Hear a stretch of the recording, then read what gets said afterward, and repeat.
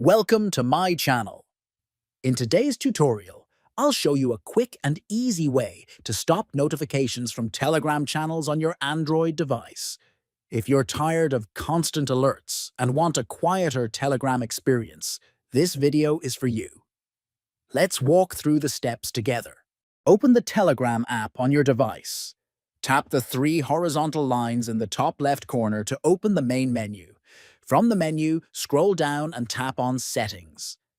Once inside Settings, scroll until you find Notifications and Sounds. Tap it.